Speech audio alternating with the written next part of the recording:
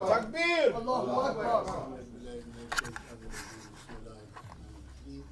Assalamu alaikum wa rahmatullahi. Secondly, we want to really get right in and get Sister Halima, Dr. Halima Toure right up. I wanted to say that, this subject of hers, I think you all know this is really like a part two, a continuance from the lecture that she gave a few months ago, now on identity. And tonight she's going to speak, specifically about African American Muslim identity. And there are two things I wanted to say about that. One is that I have been, tracking all over the country during this past month of February, Black History Month. There have been many, many, many lectures being given in masjids and in colleges across the country exploring this subject of African American Muslim identity. Now, some of us, say those of us who are more elder than emerging, we can remember when people weren't even talking about this stuff. You Muslim, you bring up this subject, somebody accuse you of nationalism, somebody accuse you of, not being within the framework of Deen al-Islam. And now we can see, though, with our generation that has emerged, of our sons and daughters, nephews and nieces, inshallah ta'ala, they are progressing without those kind of hang-ups that some folk had. So, but we are Muslims. And ultimately, our identity is informed by revelation, just like everything else about us. So in this ayah here, we see Allah subhanahu wa ta'ala addressing different aspects of our human identity. He begins the ayah, Ya ayyuhan nas, which is addressing us as human beings, not as animals or, as human beings. And when Allah says He created you all out of a male and a female, that's very clear declaration of identity. And then lastly, Allah says that the noblest of us, of human beings, in His sight, which is the sight that counts, the noblest of us in His sight is the one who has the most taqwa, the most reverence, the most God-fearing. It's not the one who has the most melanin or the least melanin. It's not the one who's from this culture or that culture. It's the one who has an identity shaped and informed by fear of Allah subhanahu wa ta'ala. As the messenger of Allah, may the peace and blessings of Allah be upon him, said in his last khutbah before he left the planet, he said, there's no superiority of the black over the white or the white over the black. No superiority of the Arab over the non-Arab, non-Arab over the Arab, he said, except in taqwa. So this is what we want to keep in mind as we once again pleased and honored to have our dear sister, professor of linguistics, journalist, author, teacher, Dr. Halima Toure, to come up and to address us, so we welcome her. Takbir! Takbir! Takbir! Shukran. Assalamu alaikum wa rahmatullahi wa barakatuh.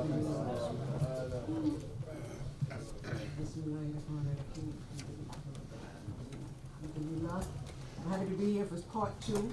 I thought I'd get everything in the first time around, which was October, but I couldn't, and then some other things came up, and I said, okay, that's good. That was what was supposed to be. Alhamdulillah. Alhamdulillah. You can see I gave you some handouts. Some of you were here the first time, and you'll recognize some of those handouts. Some of you were not here, but so that now you'll have it. But so it is sort of continuing on the same theme, and I will refer to some of these things that were in the handouts that I gave before. But the green sheet I didn't give. That's new, and that's for today. And as the Imam said, as he was talking, I says, oh, well, I can go home now. The Imam was talking about this. But no, I do have a few more things to add to what he said. First, in terms of what I mentioned or talked about on October 6th, it was being African American Muslim, culture, consciousness, identity, and deen. And this idea of culture, and you'll see a definition of culture on one of the sheets that you have, one of the white sheets. Consciousness, meaning how aware are we, how woke are we, as the young folks say today. How woke are we about different things today with respect to these topics? And identity, how we identify, and what we say, there are two terms, avowed identity and ascribed identity. Avowed identity, we say, well, that's how we identify ourselves.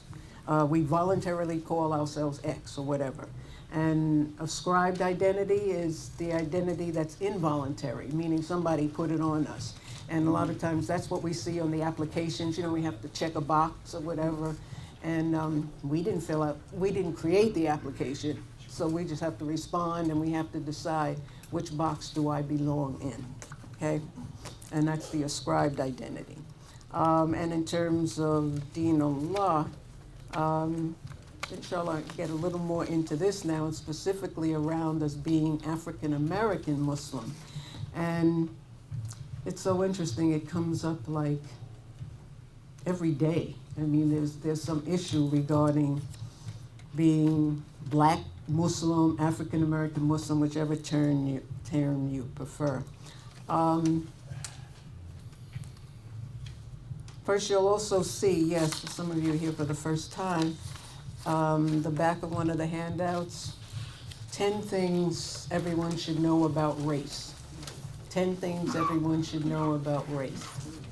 And every time my students see this, they're always like, really? Wow. Oh, it has no genetic basis? What, really? Oh. So all of these things around the issue of race, that it is a social construct, it is not a biological fact. There is no such thing as a race gene. And the surface features that identify us as by the labels that we or others give us based on our surface physical features, take up what do they say? Something like 0.05% of the whole genome sequence. So it's very minor. So it's like, why is it such a big thing in human society? Why is such a big deal made out of it? And then we have to look at society and why. Well, if you read the literature, they'll tell you it really became a big thing with the rise of European imperialism, when they had to figure out how can we justify taking land, taking resources, taking people, and enslaving them. How do we justify this? So you can create a narrative, you can create a story, you can create a mythology around differences. And when we do our classes in cultural diversity, we always come and understand the assumption is there will always be conflict amongst humans.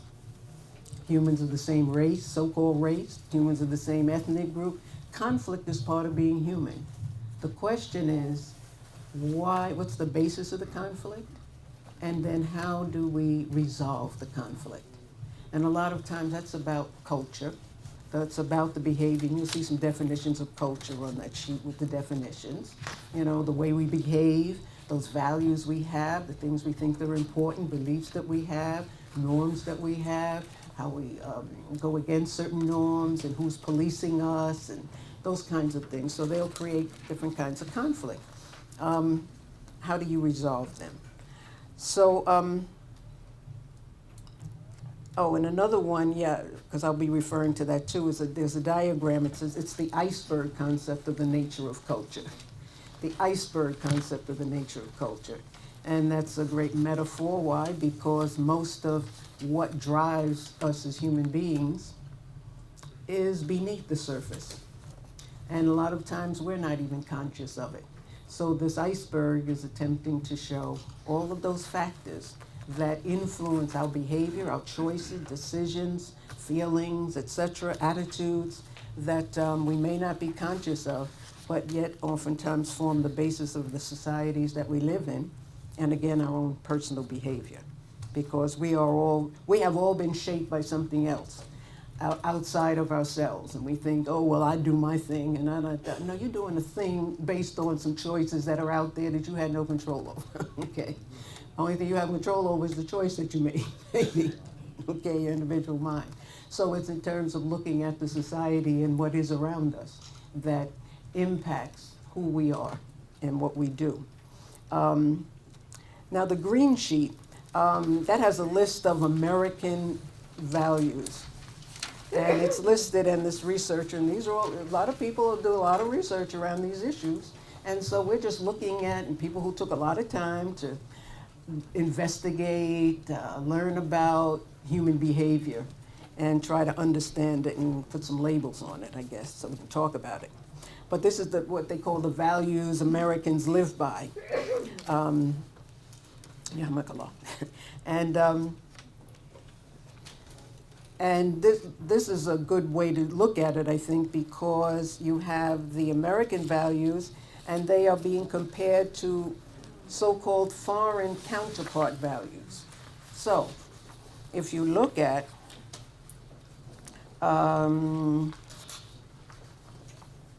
which one's compared, yes, there, and let's move along. Oh, okay, so that's A.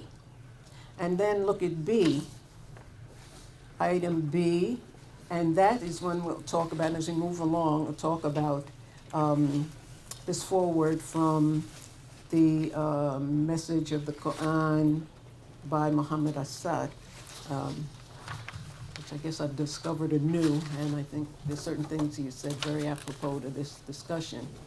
And then C is on the back, and this is from, some of you know the name, I'm sure, Ustad Ubaidullah Evans, African-American scholar. And this is something in response to a controversy over with Sheikh Hamza Yusuf. His comments he made about African Americans at the RISC conference back in December of 2016. So we will get to this. So I want to focus now, I think, on the elements of being an African American Muslim in relation to that color consciousness theme, et cetera, et cetera. Now, just in terms of values, I want to talk a little bit about the values, because then we're going to look at that green sheet. What are values? They're the standards by which a group decides what is good or bad, desirable or undesirable. And notice it just says group. It doesn't say ethnic group. It doesn't say racial group. It doesn't say national group or whatever. But whenever there's a group of people who come together and they're going to work together and try to accomplish certain things together, they have to decide, well, how are we going to accomplish this? And they do set up values. As a matter of fact, even corporations, they have values and they have a culture. They say businesses have, Google has a culture. You know, Amazon has a culture, a corporate culture. And they've got it written down and their values and what their mission is, what they're trying to accomplish. So when they hire people, they present them with these documents to say, this is how we expect and hope you'll behave. This is our program. This is how we do things. This is how we see things. Okay? This is what we value. And these are the standards by which this group, Amazon, Google, or whomever, decides what is good or bad, and families decide what is good or bad or desirable or undesirable. And if you look at then, and it's funny because I have a lot of students then who are not of this country, right? And we'll ask the question, oh, does America have a culture? And a lot of times they'll say, nah, there's no such thing as an American culture. I said, why do you say that? Yeah, well, I mean, because so many people here come from so many different places, so, you know, it's just all, you just get all the stuff from all these people. I said, well, what happens when you go back home, because this is what students have told me, when they go back to their heritage country and say they haven't seen their grandmother for 10 years or something, right? And they start interacting with the grandmother, and the grandmother says, oh, you're so American. And they don't notice it, but they know something's changed. We become what's around us. We just absorb it. We breathe it in consciously, a lot of times unconsciously. And even the language changes, so that even if they speak Spanish, it's a different kind of Spanish that they seem to get when they hear. And then when they go back to Puerto Rico or Dominican Republic or whatnot, they say, what happened to your language? What happened here? Okay? So this whole thing about how our environment impacts us, amazing. But I just wanted to focus on a couple of the items on that list of Cole's American Values Comparison. For example, the first one, you might notice the personal control over the environment. It's the top of the green sheet. That personal control over the environment means, like Americans, like, hey, we can shape this world any way we want to, okay? And sometimes no respect for natural laws, and we know that this is an issue in contemporary culture, even world culture, around the environment, because they say, wait a minute, we're poisoning the water, we're killing fish, we're not even taking care of this planet. We can handle it, we can do whatever we want, but no, there are certain natural laws, and if you break them, you suffer the consequences of breaking those laws, right? Whereas the foreign counterpart value, they say here, is faith, meaning there is a destiny, things will happen, Allahu Alam, mashallah. And oftentimes that's, interestingly, when some people talk about Islam, they say, well, it's sort of like you don't have individual will, they don't believe that Islam has free will, Allah's grant us free will, that, well, you can't do anything, and they label it, in quotes, fatalism. Like, oh, well, it's going to happen anyway, you can't do anything about it, But Allah says we have free will, we can make some choices, but Allah knows perhaps the choices we're going to make. But we have to do something, we have what we call agency, we can act. Change, the second one is change. America, that's right, you can't have anything too long. Oh, that's old fashioned, that's old, throw it away. We got a new one, Apple's come out, how many new Apple phones have they got? I'm like, wait, change, right? What is the other? Tradition, where cultures, and a majority of the world cultures honor tradition. Ancient practices that have worked for that culture for centuries or millennia. They say, why change it? Because it has worked for us. But American values, change. And I want to hop down to individualism and privacy. Some identify individualism as the core American value. The respect for the individual. The individual is supreme over the collective, okay?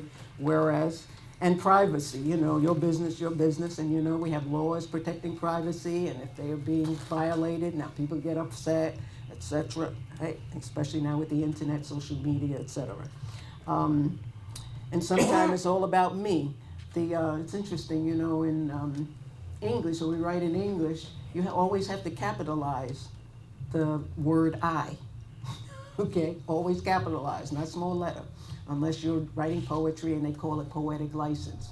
But it's always supposed to be capitalized. I, the sanctity of the individual, practically. So the question is, how do you deal with the group? How do you relate to the group? Do they have any worth, value when you're trying to live your life? How do you relate to a group when you consider I as primary? And going down to competition, core American value, absolutely, you got to be in competition. You got to win. You got to be a winner, right? And by the way, these are put down like they're absolute, like there are no nuances in these kinds of things, or they're not on what we say a scale, maybe. Because the foreign counterpart value is cooperation. People work in collectives and they cooperate with one another. That's how you do things, right? The group has priority, and you have to cooperate and work with one another. And I'm going down now to informality. There are a number of people from other cultures who are always stunned by the informality of American culture, where they can call, and professors will say, oh yeah, you can call me by my first name. And they're like, really? What? Huh? Oh, president of a corporation, he can walk around and the workers talking, hey, Joe, there's Joe. He's the one who started the whole thing, right? And they're a little stunned by this, the informality. because they have formal, they recognize certain criteria and how they organize society and how they show respect. And they say one of the things that the Europeans, so that would be the British, who formed the United States of America, they said, guess what, we had enough of nobility. We had enough of monarchy. We are not having a monarchy here. And that's why I have titles. You don't have titles here. There's no countesses and princesses and what have you. No.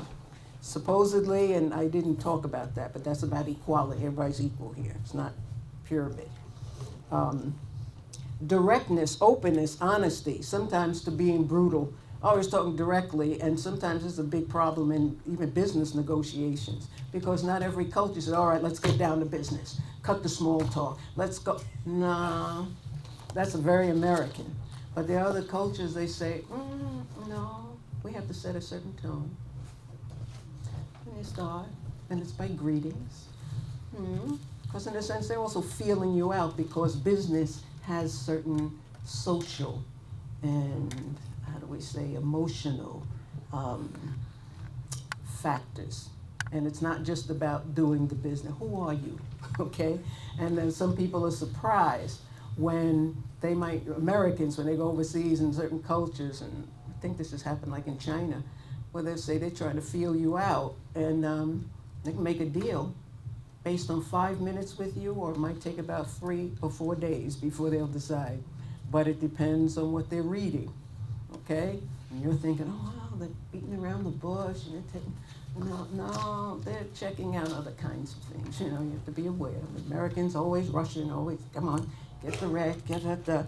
And so it's like come across as being disrespectful, harsh, everything's gotta be so fast, no time, rush, wait, okay? So in here, indirectness, what's the counterpart value? Indirectness, ritual, face, and that's, I'm not gonna get all into that, but it really is about, you know, some people take pleasure in insulting other people, putting them down, okay? And in a sense, it's like to make them lose face. In some cultures, it's very, that is like, wow, you don't care about people. So part of it is like you help them not lose face, okay? Even though they might be wrong, you're not calling them out, And in a sense, that's part of Islam too, on one level about, hiding the faults of so-and-so, you call them out. If you speak to them, you speak to them privately, et cetera, et cetera. So it's like kind of when to do what and recognize things. Okay, and that last one, and that was a big one about materialism and acquisitiveness, and that's about Americans love their stuff, and you got to have a lot of stuff. And I actually had a doctor who used to say, Americans are like to die because they don't want to leave their stuff. Because you can't take it with you. So whereas some societies, then, okay, the stuff is not that important. Yes, you need certain things, absolutely. But they're more involved in the non-material, spiritual kinds of things and trying to achieve some kind of detachment from the materials. Because frankly, they know they're gonna lose it. They're leaving it. It's not part of who they are as a being, So these are then, so you can imagine then Americans dealing with people from other cultures or from people from other cultures who come here and have values, core values that are quite different from American values and how they can adjust and adapt and live with this, And I point that only, why? Because those of us who are African American, part of this is our American selves too, we have it too, and it's to what degree do we deal with it. So that's the, the culture piece. Oh, and on that same sheet, let's see, you'll find that on one of the white sheets with the definitions. where you will see the universal survival systems. Universal survival systems. Everyone who claims to be human, since time immemorial, since the beginning of time, has these systems. Why? Because they have been found to foster the survival. And they say these are the major systems of various survival systems that anthropologists and sociologists have found and listed amongst the world's diverse cultures. So it doesn't matter what culture you have some form of these systems. Marriage and family system. People come together to perpetuate their society. They have to reproduce. They have to have children in order for their people to continue. Systems of governance and social control. And notice it doesn't say government, it says governance. How do you organize people? How do you organize society in order to have a peaceful, productive, fruitful society? So they develop systems, ways of organizing society, and they translate into what we call laws, rules, whatever, and social control. Meaning, okay, if you set up rules, you set up laws, what happens when somebody goes against those laws, breaks those laws? There are consequences. You know, when they have good laws, supposedly they're the ones that are going to benefit society, so you benefit from good laws. The society benefits from good laws. If somebody breaks them, then so what's the consequences that they suffer? So the society sets up, consequences. What you call punishments or penalties, whatever. Communication system. Language is the first. Of course, everybody's got language. If you're human, you got language. And that's when we talk about speech. But guess what? Suppose you can't speak. Suppose you can't hear. But you can communicate. How do you communicate? Sign language. Develop a sign language. So there are ways. What Native Americans in some parts of what we call the United States, they had smoke signals. That's a communication system. So all of these, it's not just a one thing. It says when you say system, it's a network of features. And economic system. And of course, people just think money, but basically it's about how do you produce, how do you manufacture, how do you distribute the goods and services that foster any given society, right? How do you exchange them? What earlier on, what did people, money, currency, what was that? Oh, well, in Africa they had cowrie shells, that was currency, little shells, right? What is it? Everybody has a dollar bill. So that's why it's broaden the mind in terms of an economic, how do we move these kinds of items that help us to live a life? And that then ideally would open ourselves up to, we may be exposed to only one way, one economic system here, but there have been many throughout human history and combinations of them, and we should be open to looking at some of them, okay? Supernatural religious system, and it does not say religion. Notice it says supernatural religious system. Since there have been humans on the planet, yes, humans have tried to understand the unexplainable. And how do you explain that? And it's interesting because scientists are even thinking, or through their research, they said, you know what? Humans are programmed to believe in a creator. There's some scientific literature now because they're looking for, always validate beliefs, okay? And and to me it seems like common sense, right? They don't know any human being that put that sky up there, right? Who, as they said, made the rain. No, I don't think so. They knew what to do if they understood certain physical laws that they didn't create in order to produce rain. So every society has tried to understand how the unexplainable, what humans have not done and cannot do. Education system. And of course, please don't just think about a school, think about transmission of knowledge, because that's what education is, transmission of knowledge, information. The first transmitters, of course, are those who raise us, because they're transmitting how to survive, how to not get hurt, how to learn things, et cetera, et cetera. So every culture has this. And so they'll determine what's important for you to know and then figure out ways to transmit it to us. Healthcare medical system. And this, of course, does not just mean, you take a needle, you take a pill. It means when people are sick, when they are in dis-ease, how do we heal? And rest assured, humans have had healthcare and medical systems. Why? We wouldn't be here if they hadn't. They knew how to cure. And of course, we know about ancient herbal systems. We know about other kind of healing systems. They even had systems for try to understand disease. Have you ever seen a hole in the head? You make a hole in the head.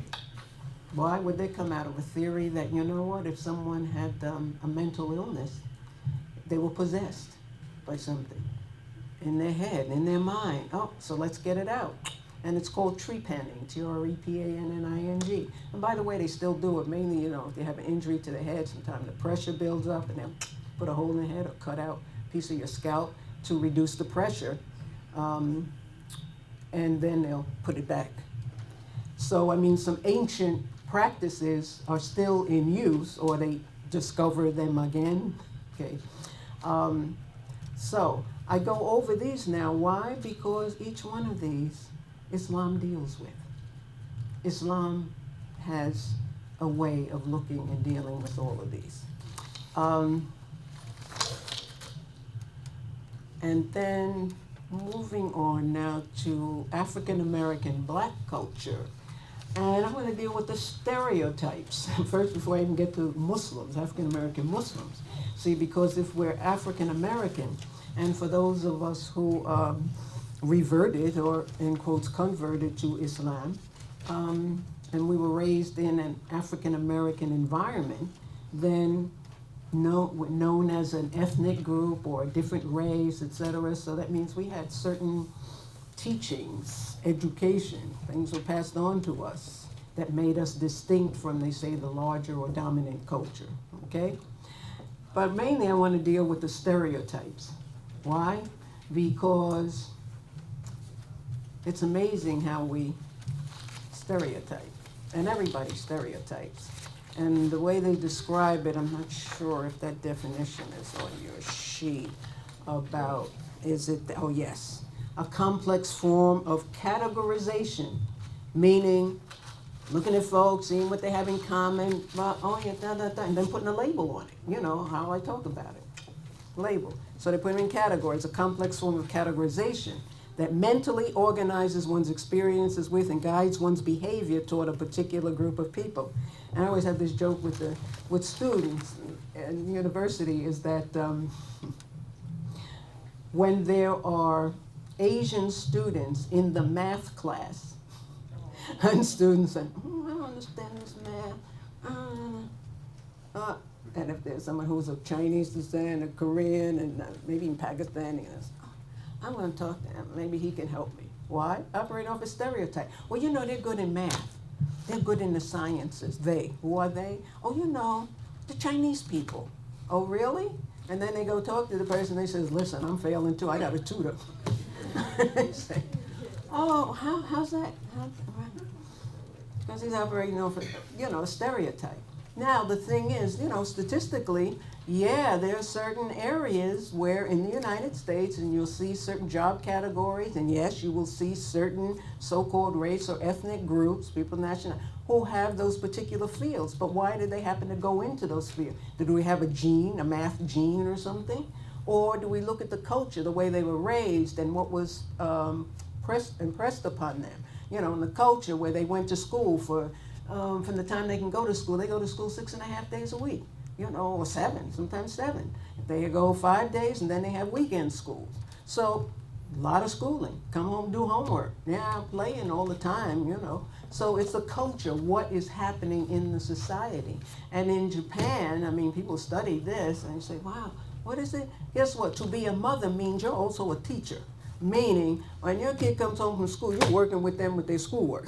Right, that's part of your job as mom. It's not just, well, the teacher does it. No, you're also the teacher. And that's to make sure you pass those what the standardized tests they have to get into X university or Y university. So it's how the culture is structured in order to develop certain things, you know, and they think, oh, guess what is that about all black men are good at sports? Is that true? That's a stereotype, right? However, if you look at the NBA, and if you've been studying the NBA over the last 20 years, you're like, I'm sure there's some truth to that, right? Well, no, maybe not. Maybe because, and African Americans, sociologists look at this too and say there are certain careers that African Americans are pushed into. Why? Because some others they're not pushed into. But at least they can get that. However, they say, you know what? No, everybody cannot be a LeBron James. Everybody cannot be a LeBron James, a LeBron, and they cannot be a Michael Jordan, etc. How are you gauging what's happening in your society? And how are you then, in terms of, and that's a category, child rearing practices, what advice are you giving to your children in terms of planning for the future, right? How? Because as adults, parents, we're responsible for their futures and trying to guide them in certain ways. So, the stereotypes. The black man, the black buck, the mandingo, sexual predator, Uncle Tom, gangster, and criminal. These are the stereotypes. If I said, oh, Jewish man, what was it? What would you come up with? Doctor, lawyer, certain professions, banker, right? Stockbroker, merchant, you know, understand? Black woman, the mammy, the Aunt Jemima, the nurturing, matronly servant, the Jezebel, the sex object, high sexuality. There was a study 2013 to 2014, the Journal of Broadcasting and Electronic Media published results of a study of popular primetime broadcast and cable reality programs. They looked at a single episode of 42 different shows, right? How black women are portrayed. Verbally aggressive is the term they use. Verbal aggression, what's the definition of verbal aggression? Swearing, cursing, sarcasm, threats, mocking, ridiculing, yelling or shouting, and attacks on competence, character, background, and appearance. That they say, this is what those characters were doing. These were black women. This is what they do. That's a stereotype that's developed, okay? Reality TV, it says, this research suggests reality TV is one reason it refuses to die. Excuse me.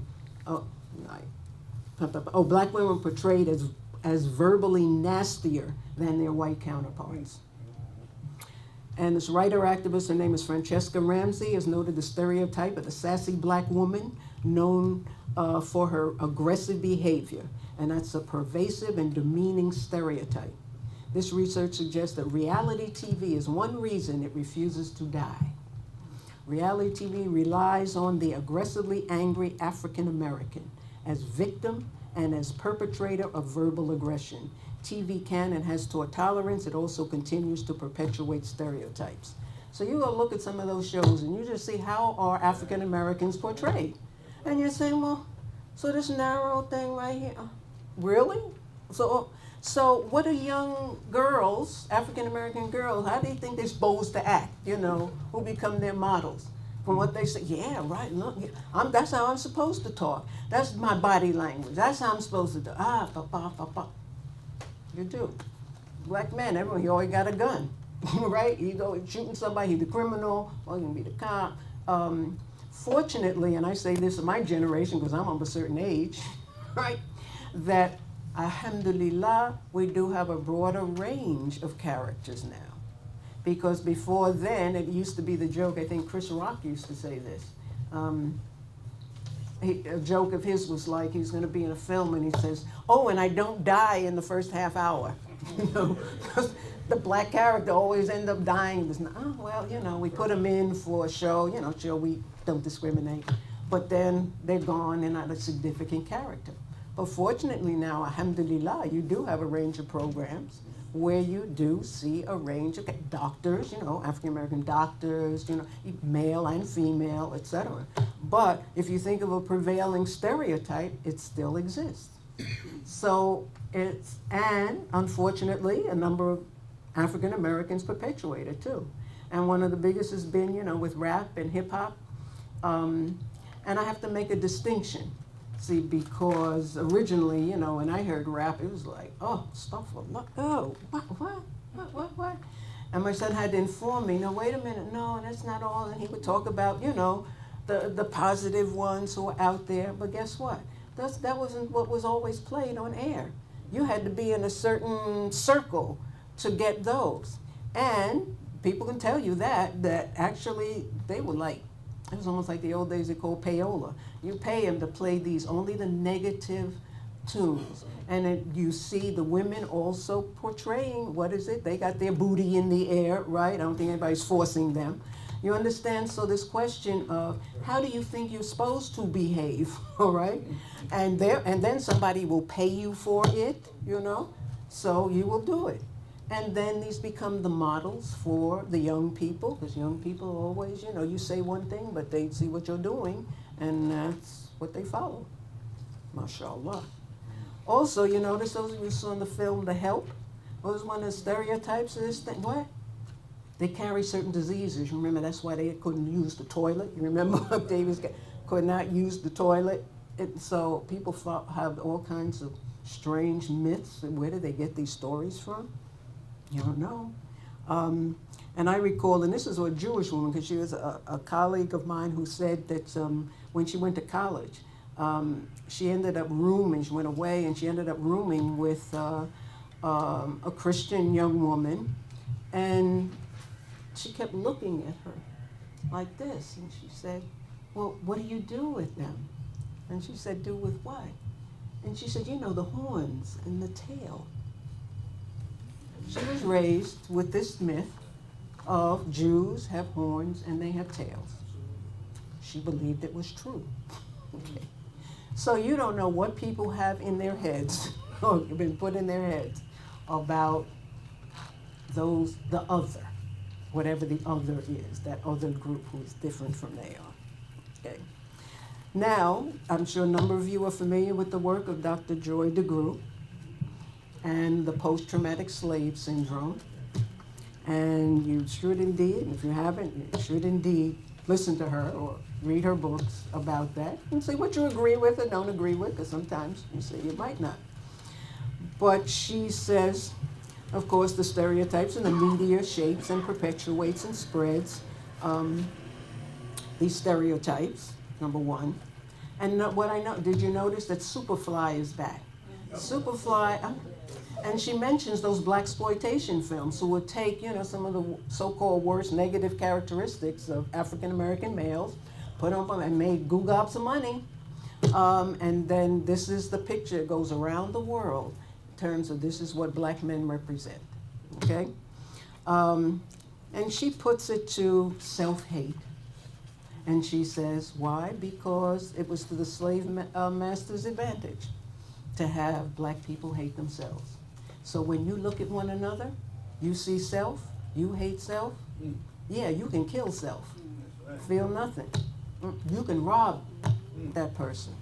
You're nothing, I'm nothing, you're nothing. This is what she puts it to. Hate those who look like you. Disciplining. How do black folks discipline their kids? You gotta hit them. What does she say? The master, that's how you discipline the slaves. So ain't that how you discipline people? Sure made me do what I had to do. So I was gonna do, make my kids do what they gotta do, beat them. So this is this, as she describes it, and she says, and of course she goes into, how we can, how do we say, ameliorate those symptoms, okay? Because she says the process is, her aim is for healing, because we need healing in those areas.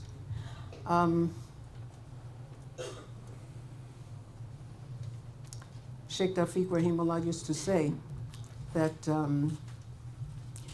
of those illnesses that we, as African Americans, have had, that the cure, Islam is a cure. Islam can promote the healing, if we but understand. Okay? And points that Imam Talib was just mentioning, and I was mentioning in some of the khutbahs in the past couple of weeks, about how does one heal? How does one heal? Imagine if African Americans are a particular subculture, then imagine African American Muslims being a subculture. So then we are a subculture amongst African Americans, theoretically, okay? Looking at some of culture, I'm taking a couple of items. For example, language. Language is a part of culture. You ever seen the film Sorry to Bother You? This is one of the recent black films that was out. Sorry to Bother You. This was, who was the director? An American director. Danny Glover is in the film, and he tells the character, the main character, to use his white voice, talk white, to get a better job, because he's working as a telemarketer. It was just out, when was it, late last year in the fall? Check that out, Sorry to Bother You. Because it's interesting, because I'm interested in some of these current films to see how are they depicting African Americans. And now we have a lot of African American directors who are getting play. So how are they projecting characters? What are the themes that they are putting out there? Okay? What's the one with Get Out? Remember Get Out? Right off my current. Right? Wow. Okay, so it's like, all right, and these are young people, young African Americans. And so they are looking at, how we're portrayed, what is the society, what's our place in it, and very creative, whether you agree with them or not, very creative. Then say, as Muslims, and I say this in terms of learning Arabic. When you learn another language, something happens in your brain. And people who are bilingual, and what we call competent bilinguals, their brains operate in quite a different way than monolingual people. And the majority of people on the planet are bilingual. They speak at least 2 languages. And they don't learn them necessarily in school. And I think the consummate multilingual individual is the African, the continental African.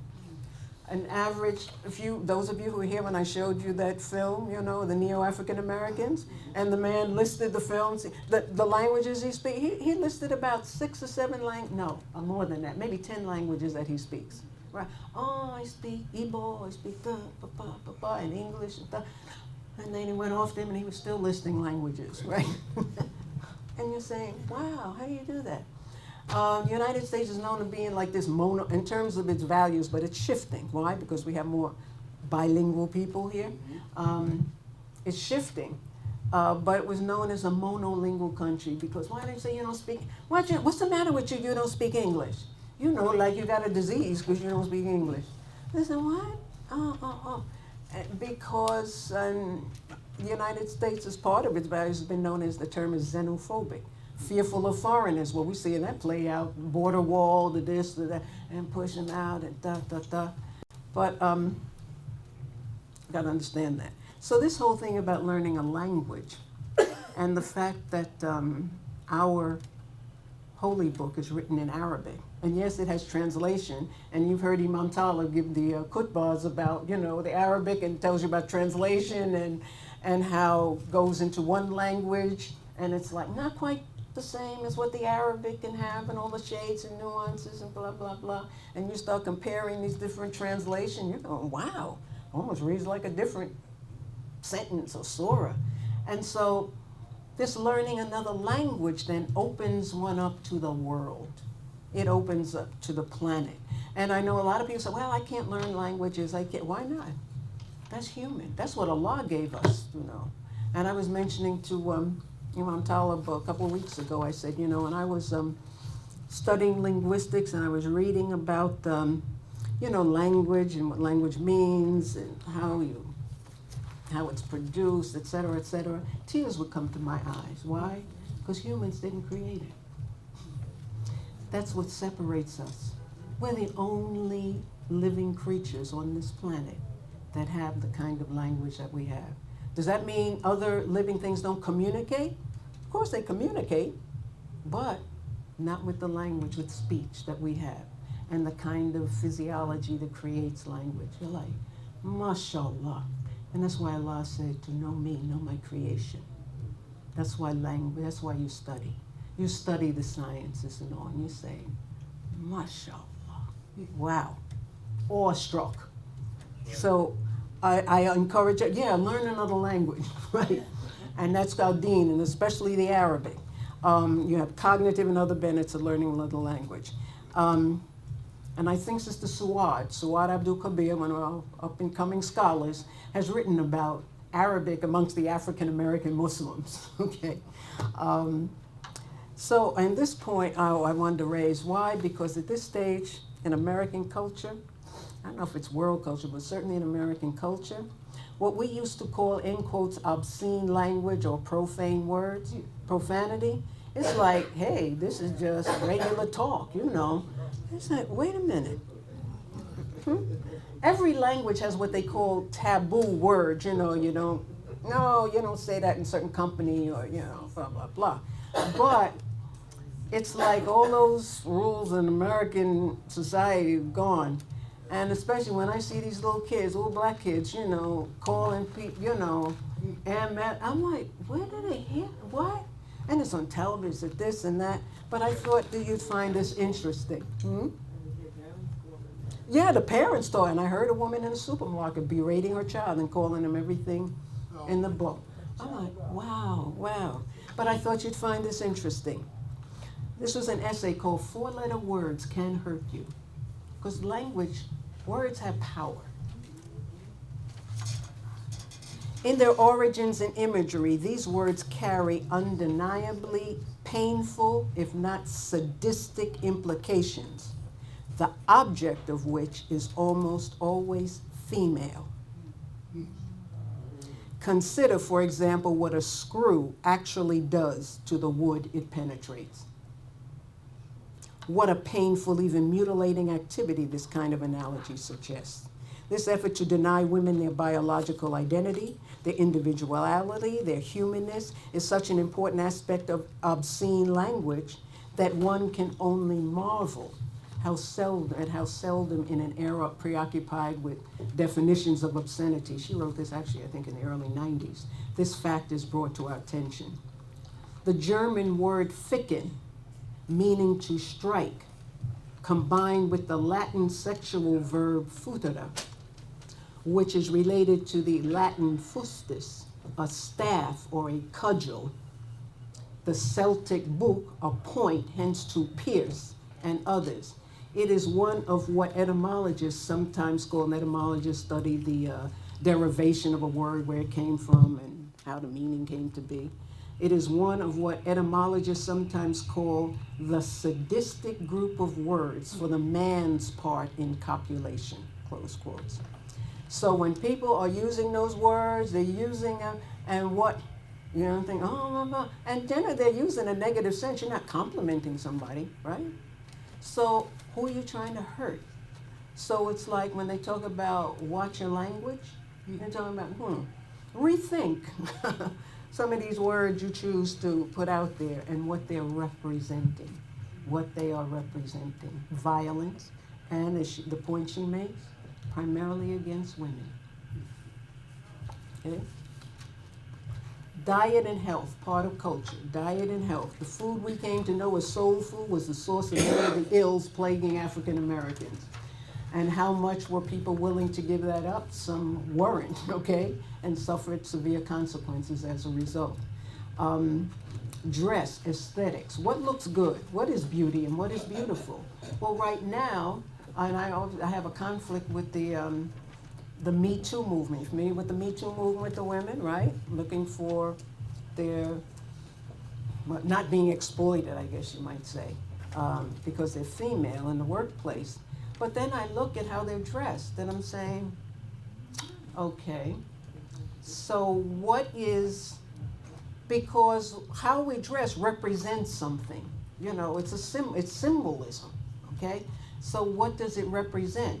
So when I see, and I did look at part of the Academy Awards, and I'm saying just about all of the women had a neckline going almost to their waist, so you could see portions of their breast. So I'm like, okay, so why do you find a need, you know, to show that much of your body? What is that about? And heaven forbid, nobody should touch it, you know. But what are you trying to represent based on this fashion? And they had long dresses, but then they had a slit that went almost up to the waist. So, okay, and this has always been this issue, you know, around what's public and what's private. And, you know, Islam is distinct about what is considered your outer, your private parts, you know, and what's covered, to cover and conceal. Clothes are loose and they cover everything, right? You can be covered, you know, and you're covered in those tight leggings and everything, and then you wear a little bolero jacket, you know, where everybody can see you know, your shape and whatnot. That's not Islamic, that's not following the Islamic dress code, okay? So of course the question is always, then why would Allah subhanahu wa ta'ala and the Prophet ﷺ put forth a dress code, and men have a dress code as well, you know, because there's a definition of the outer of a male, there's a definition of the outer of a female. And the question, and that's what's covered and considered private. So why is this? And people say, oh, well, it's just clothes, and that's just, but then why would Allah subhanahu wa ta'ala say, you know, no, covering is good for you because of what it advances in the public sphere. Let's put it that way. Education, schooling. I'm sure everybody here has read Al-Hajj Malik's autobiography, at some point. Well, in it, he describes how he developed his literacy and his speaking skills while he was in prison. And he said that you'll never find him not reading or learning something to help the black man, okay? Because, and the way he goes, he says, you know, when he went into prison, you know, he was good in the streets and he could talk, you know, the talk and the slang and the this and that and the other, but he couldn't expand his vocabulary, and he wanted to expand his vocabulary, and he started with the dictionary, because they had a library in the prison, and he started with the dictionary. He started with A, had his little yellow pad, and he started copying the words. Copy the word and copy the definitions. He went through the whole dictionary. And of course, we know the consummate speaker that he became in the vocabulary that he had, but that was his methodology. But he always talked about, no, you got to learn, you got to keep learning and always learning. Is that Islam or not? Knowledge from the cradle to the grave, or, you know, to China, etc., that's part of our deen. The environment, all even talking about are parts of culture. And the environment, the home, the neighborhood, the community, the world, city, state, country, nation, world, planet. Where Muslims are, it should be clean. And Sheikh Tawfiq Rahimahullah used to say, you should be quiet too. Clean and quiet, so that people would recognize the neighborhood. And frankly, that was a vision here in MIB. As we moved down here, the idea was at some point we'd have the whole block, you know, and this would be Muslim. Tourists would come and say, that's the Muslim section, you know. Right, yes, yes, you see that. Well, in some countries you go into the cities and you say, we're the Muslim, and you see it. There are all the businesses. Well, Atlantic Avenue, we have Atlantic Avenue in Brooklyn, but there, I remember, where was I, in Manchester, England. Oh yeah, the Muslim, you see it, wow, the whole section, the Muslim area, all the businesses, et cetera, et cetera. You say, wow, okay, yeah, look nice, clean, look nice.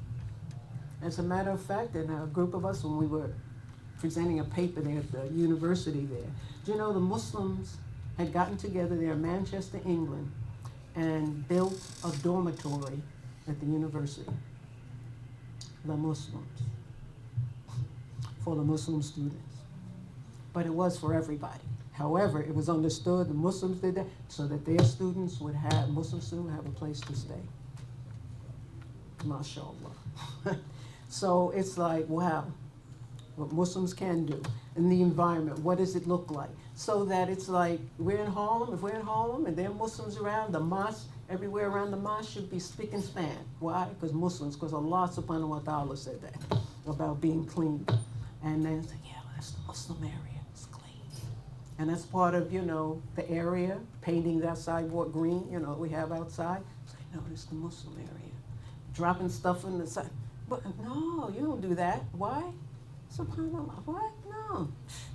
That goes into the wastebasket. You don't drop stuff. That's the environment. Mm-mm. Littering? No. Mm-mm.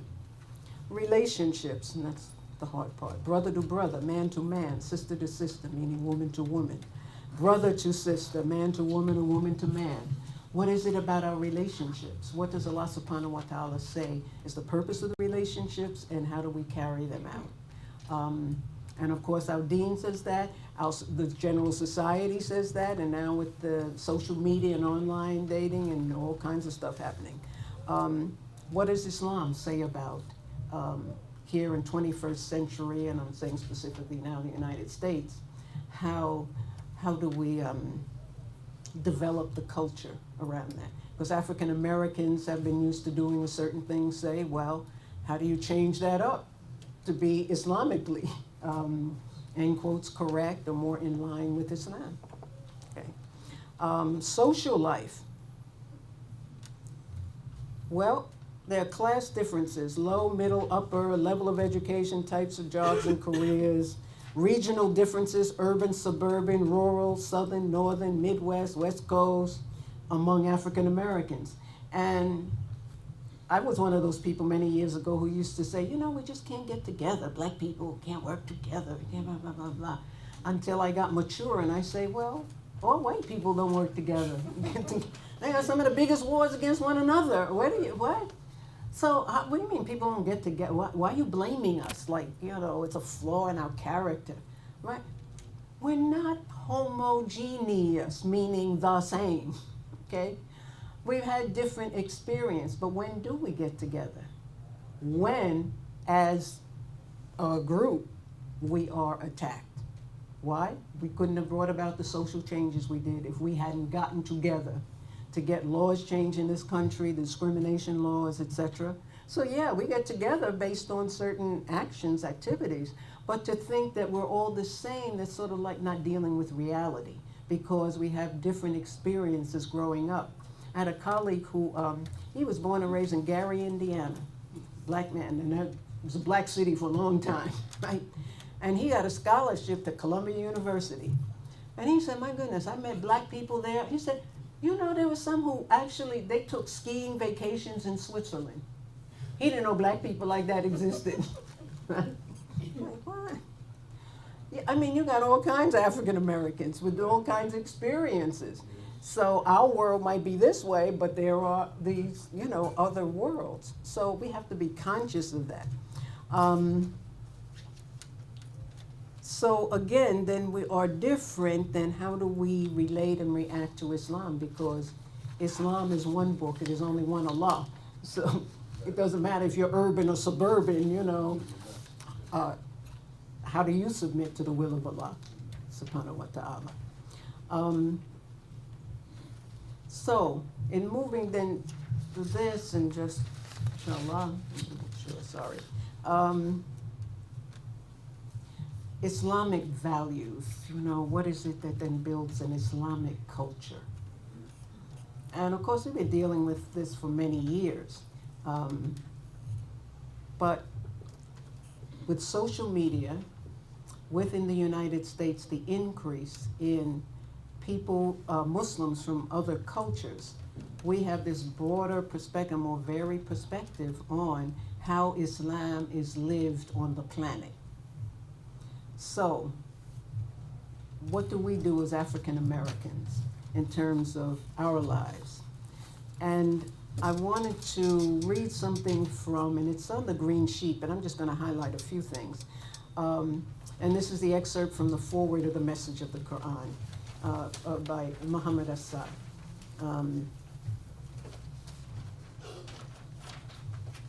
Where he says, read in the name of thy sustainer, of course it's translation, who has created man out of a germ cell. Read, for thy sustainer is the most bountiful one, who has taught man the use of the pen, taught man what he did not know. With these opening verses of the 96th surah, with an allusion to man's humble biological origin, as well as to his consciousness and intellect, began, early in the 7th century of the Christian era, the revelation of the Quran to the Prophet Muhammad, destined to continue during the 23 years of his ministry and to end shortly before his death with verse 281 of the 2nd surah. And be conscious of the day on which you shall be brought back unto God, whereupon every human being shall be repaid in full for what he has earned, and none shall be wronged. And this part, I think, when he tries to,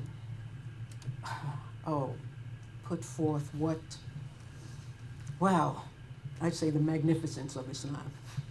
Between these first and last verses, the first and the last in the chronological order of their revelation, unfolds a book which, more than any other single phenomenon known to us, has fundamentally affected the religious, social, and political history of the world. No other sacred scripture has ever had a similarly immediate impact upon the lives of the people who first heard its message, and through them and the generations that followed them, on the entire course of civilization. It shook Arabia and made a nation out of its perennially warring tribes. Within a few decades, it spread its worldview far beyond the confines of Arabia and produced the first ideological society known to man through its insistence on consciousness and knowledge. It engendered among its followers a spirit of intellectual curiosity and independent inquiry, ultimately resulting in that splendid era of learning and scientific research which distinguished the world of Islam at the height of its cultural vigor. And the culture thus fostered by the Quran penetrated in countless ways and byways into the mind of medieval Europe and gave rise to that revival of Western culture which we call the Renaissance, and thus became in the course of time largely responsible for the birth of what is described as the age of science, the age in which we are now living. That it had engendered these. And if you read about that, what we know a lot about the eye, a Muslim ophthalmologist or researcher in the eye, Ibn Haytham, you read about that in the diagrams. And what was his name? This Italian, not Michelangelo, who's the other one? Da Vinci. And he got some of his diagrams and he furthered the work, et cetera, et cetera. You're like, wow. Allah said, to know me, know my creation, studying the body. The eye. No human being made an eye. Allah subhanahu wa ta'ala created an eye. Wow, how does it work? And if there's a problem, how can we fix it? And so they were just amazing. And this comes out of this deen that we have, alhamdulillah, that Allah has graced us with. And he says, all this was in the final analysis brought about by the message of the Quran. And it was brought about through the medium of the people whom it inspired and to whom it supplied a basis, and this is important, for all their ethical valuations and a direction for all their worldly endeavors. For never has any book, not excluding the Bible, been read by so many with a comparable intensity and veneration. And never has any book supplied to so many and over so long a span of time a similarly comprehensive answer to the question, how shall I behave in order to achieve the good life in this world and happiness in the life to come? How shall I behave? The singular I, because that's about each of us as individuals making that choice. However often Muslims may have misread this answer, and however far many of them may have departed from the spirit of its message, as Sheikh Tawfiq Rahimullah used to say, do not judge Islam by Muslims. In other words, that they, well, that individual, that must be Islam. Well, not necessarily. The fact remains that to all who believed and believe in it, the Quran represents the ultimate manifestation of God's grace to man, the ultimate wisdom, and the ultimate beauty of expression. In short, the true word of God. Now, the question, do we believe that's the true word of God?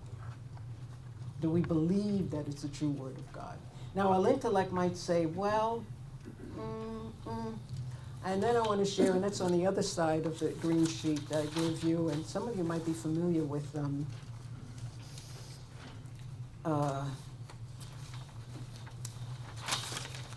Ustad Ubaidullah Evans, African-American scholar, who was responding to the controversy that Hamza Yusuf, to his comments. I don't know, is anybody familiar with that controversy? Yeah, and where he was talking about African Americans, you know, and as they say, the black pathology, you know, because guess what, black folks got a lot of problems, people, that stereotype we're talking about. So he was responding to, you know, broken families, and people got very upset that this scholar of Islam would talk about African Americans like that, or fall into the trap of what they say is pathologizing black folks, right? But one of his concerns, and I'll get back to that, because of what he says about us as African American Muslims. He says, and Islam does push, you know, the intellect, and the Quran is filled with reflect, think, reflect on this. So you are supposed to be thinking about things, not blindly following necessarily, no, but thinking and reflecting on things. But he says,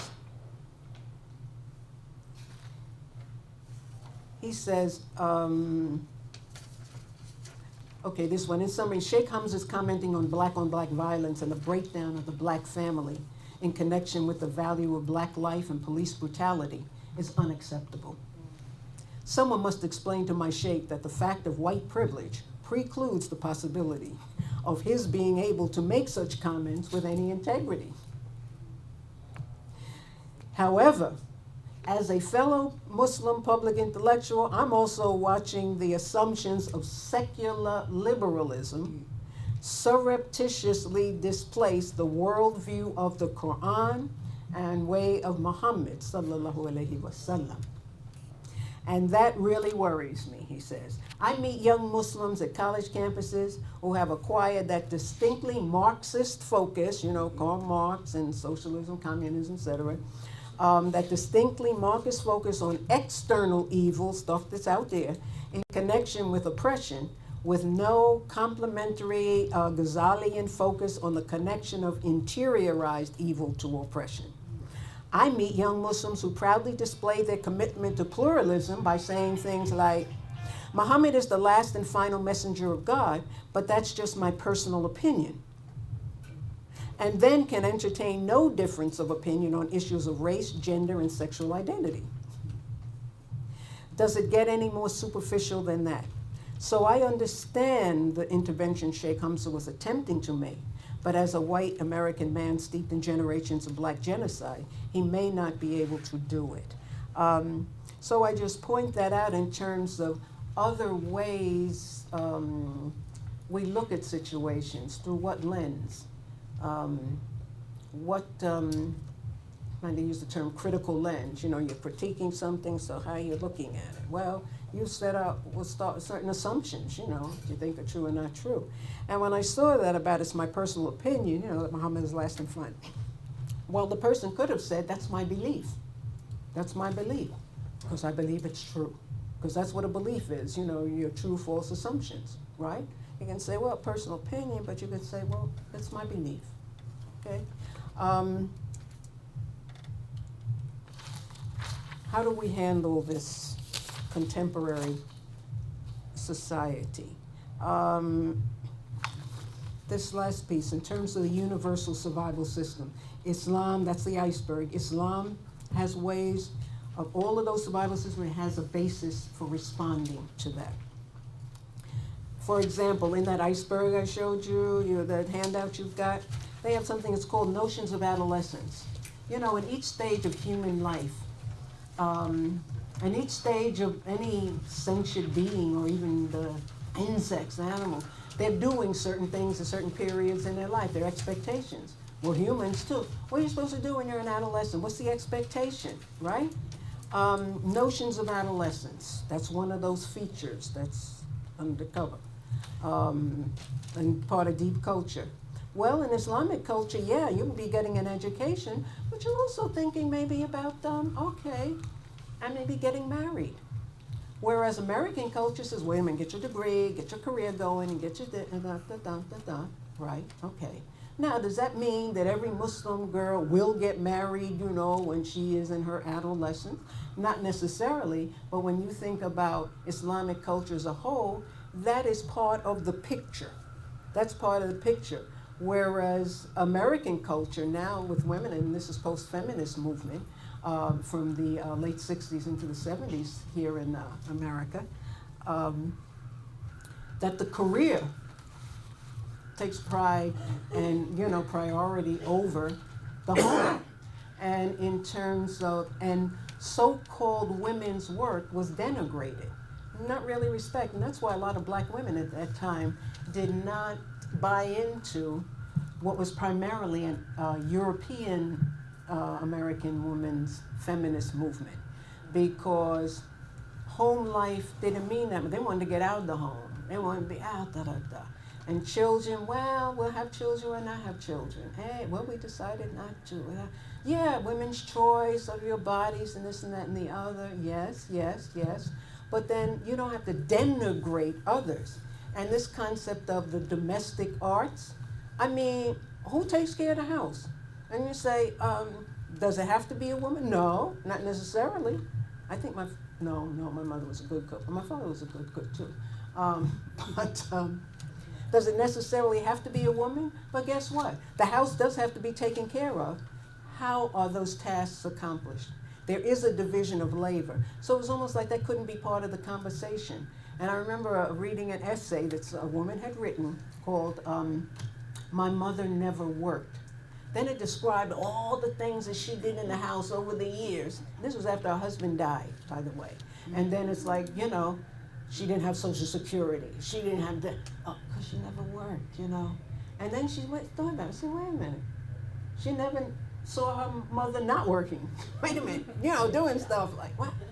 But in terms of the value, that you're placing on certain tasks. So therefore, a lot of women say, I don't want to do that. Wow, that's meaning. Well, here you are. Islam would say, wow, you're taking care of your family.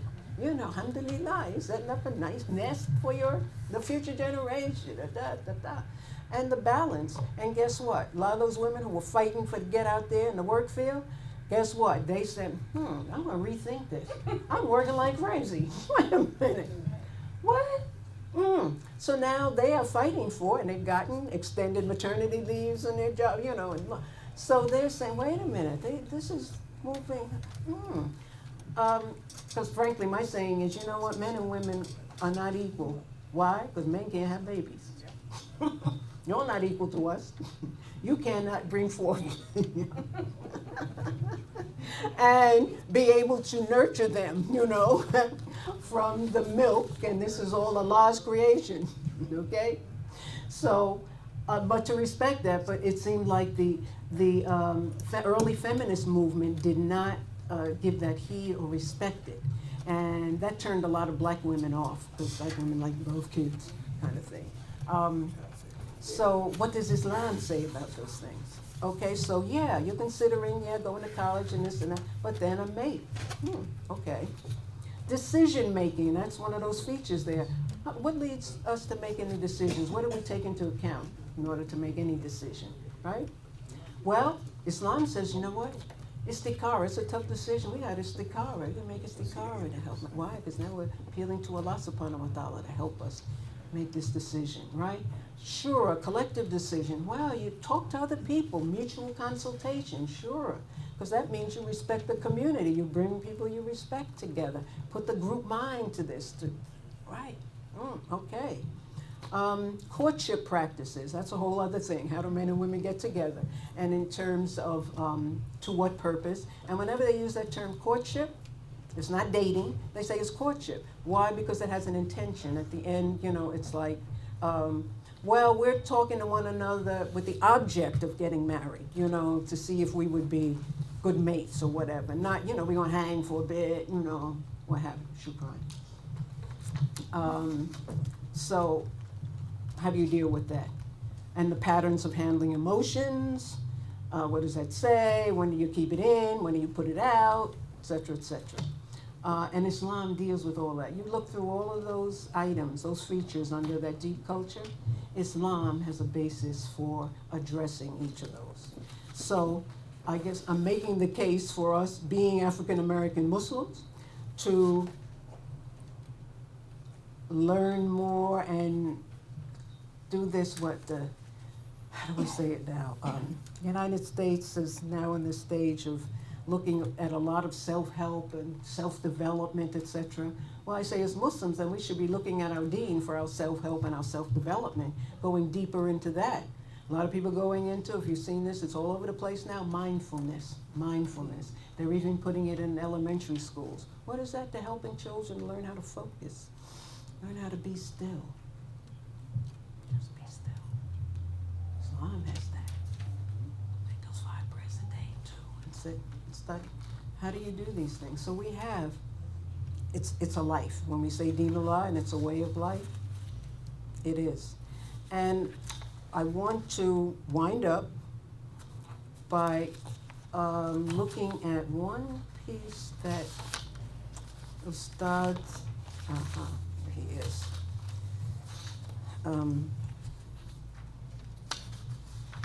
Ubaidullah Evans wrote,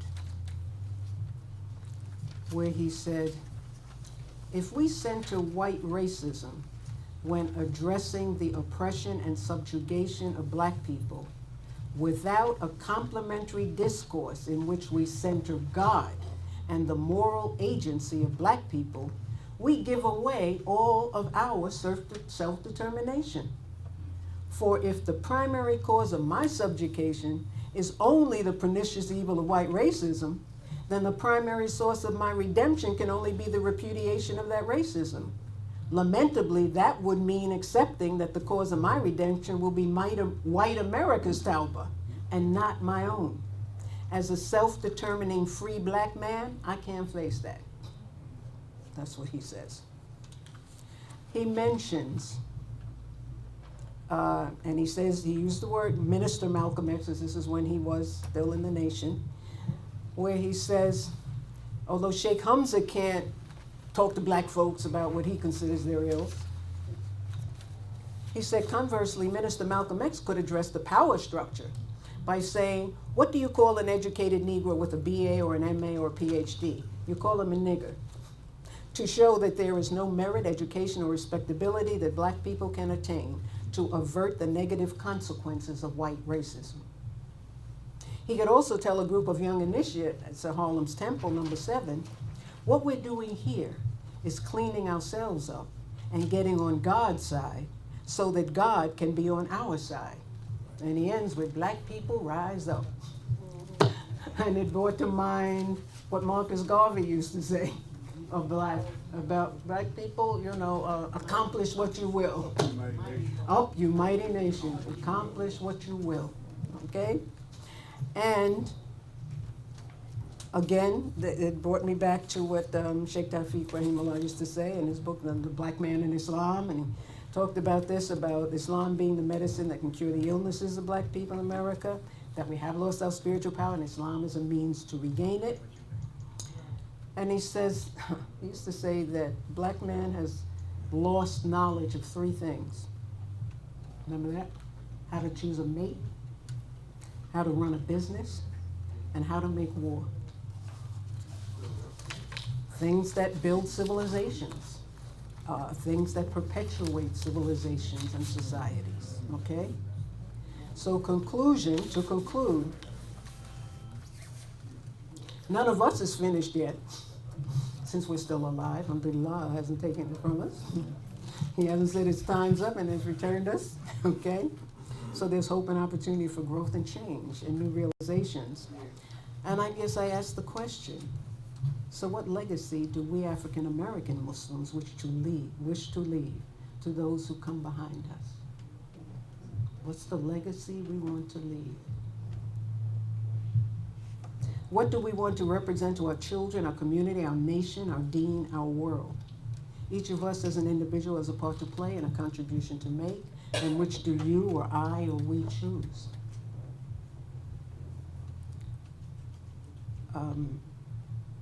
If we're going to separate ourselves, then separate for what? To recognize ourselves as a distinct group? Then what's the plan? What is it that we want to leave? What is our legacy? And of course it starts with our deen and learning more about our deen every day. That's part of our study, that's part of our lifestyle, where we're constantly struggling, and studying to learn what Deen Allah says, and study it like you would a textbook, and then you'll talk about, all the great scholars, and you say, oh yeah, I read so-and-so, and I read Chomsky, and I read da-da-da. Well, what scholars of Islam have you read, to investigate, the science of X or the science of Y, so that's and because we live in a society where when you get educated, to be religious is kind of like, it's a little backwards, maybe not quite intellectual, etc. Kind of like, undercover, with that. But a lot of the so-called Christian fundamentalists are not. And so, and again, we have a whole culture of scientific inquiry and intellectual inquiry. That's Islam.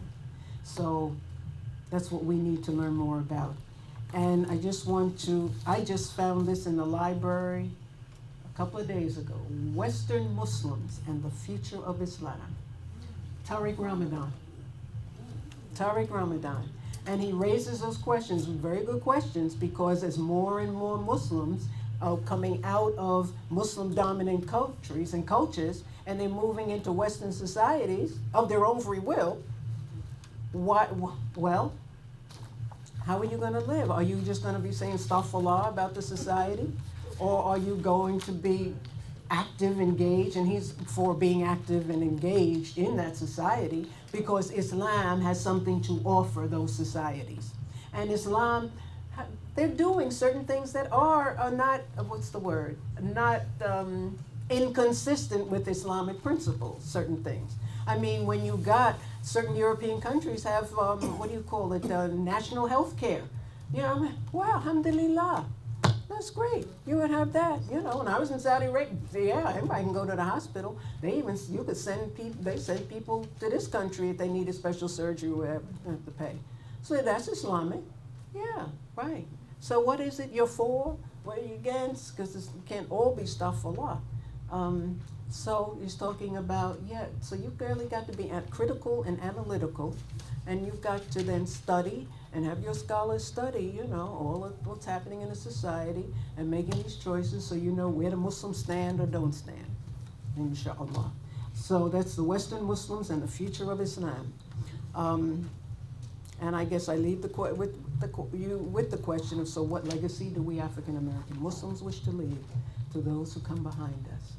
And also, what mark do we want to make here, where we are? Since we're not moving anywhere, what do we want to make here? Okay? So I pray Allah guide us, and I shukran to you for your kind attention, okay?